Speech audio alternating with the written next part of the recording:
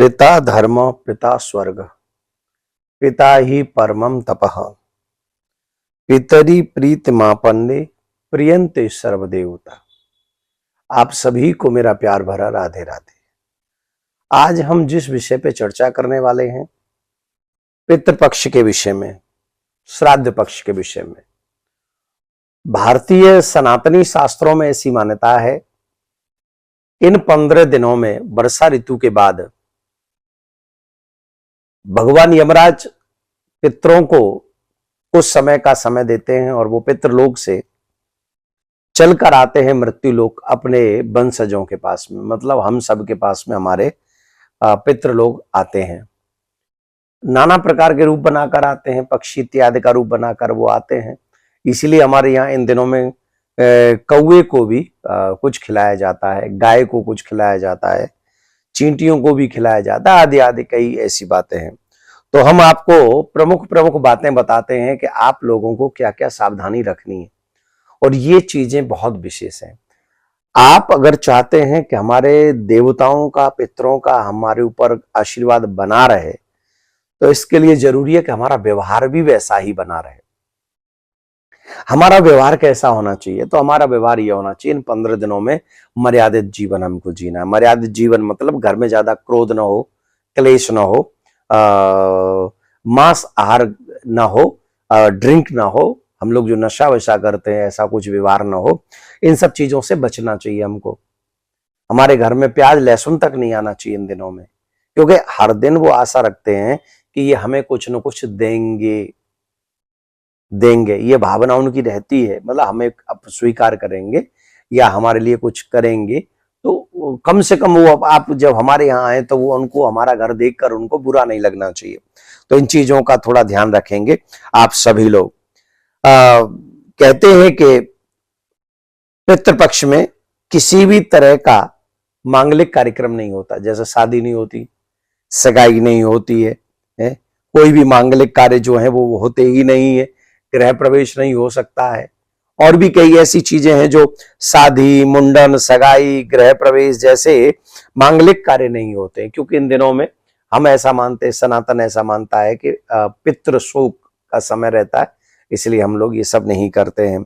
और एक और बात आप लोग ध्यान से सुने कि इन दिनों में हमको दाढ़ी सेव इत्यादि कुछ नहीं बनानी, नाखून नहीं काटना है, शरीर पे तेल नहीं लगाना है। मान्यता तो यह है कि साबुन, शैम्पू इत्यादि का भी प्रयोग हमको इन दिनों में नहीं करना चाहिए, पर स्पेशली जिस दिन श्राद्ध हो हमारे घर में किसी का, उस दिन तो कदाचित कदापि नहीं, ये सब प्रयोग नहीं करना चाहिए। लेकिन दाढ़ी बनाना, शेव करना, बाल काटना और नाखून कटवाना ये पूर्णतः वर्जित है। इस पे कभी भी हम लोगों को ये कार्य नहीं करना चाहिए। जीव को साल में 2 बार श्राद्ध अवश्य करना चाहिए, 2 बार श्राद्ध अवश्य करना चाहिए। एक तो उस तिथि को जो मुख्य रूप से पार्वण श्राद्ध करने की, जैसे एक तो उसी तिथि को हमको करना है जिस तिथि में उनका देहांत हुआ है, शरीर छोड़ा है, शरीर शांत हुआ है, उसी में वार्षिक श्राद्ध हमको उसी तिथि में करना चाहिए जिसमें मृत्यु होती है। और उसी में जब पितृपक्ष में जब वो तिथि आती है तो उसे हमारे यहाँ पर पार्वण श्राद्ध कहते हैं। तो उसमें भी हमें श्राद्ध अवश्य करना चाहिए, मतलब साल में 2 बार ये श्राद्ध अवश्य करना चाहिए। आपको एक और विशेष बात मैं बता रहा हूं, इसको आप नोट करें। नोट क्या है?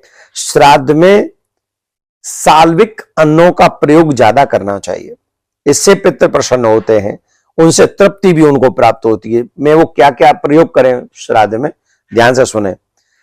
काला उड़द, तिल, जौ, सावा के चावल, गेहूं, दूध से बनी हुई तमाम चीजें, पदार्थ जो हैं, मिठाई इत्यादि जो भी है, मधु, चीनी, कपूर, वेल, आंवला, अंगूर, कटहल, अनार, अखरोट, कसेरू, नारियल, तेंद, खजूर, नारंगी, बेर, सुपारी, अदरक, जामुन, परवल, गुड़, मखाना, नींबू आदि को अच्छा माना गया है। इनका प्रयोग आप श्राद्ध पक्ष में अवश्य करें, भोजन में अवश्य करें, रसोई शुद्ध रखें, पवित्र रखें। मैं एक ही वीडियो नहीं बना रहा हूं, क्योंकि एक वीडियो बनाऊंगा तो बहुत लंबा हो जाएगा। मैं ऐसे वीडियो बहुत कई बनाऊंगा, लेकिन ये एक वीडियो में मैं शॉर्ट आपको बता रहा हूं। ये शुद्ध चीजें होगी जो मैंने आपको बताई। इसके बाद जिनका प्रयोग नहीं करना है, कोदो, चना, मसूर, कदली, सत्तू, काला जीरा, टेटी, कचनार, कैथ, खीरा, लौकी, पेठा, सरसों, काला नमक, वह कोई भी बासी, गला सड़ा, कच्चा, अपवित्र और अन्न श्राद्ध पक्ष में प्रयोग नहीं करना चाहिए। कल की बनी हुई चीज कभी भी गलती से भी श्राद्ध पक्ष में इस्तेमाल आप लोग न करें। इसके अलावा जो अलग अलग और विशेष लाभदायक चीजें होंगी वो मैं आपको आने वाले वीडियो में बताऊंगा।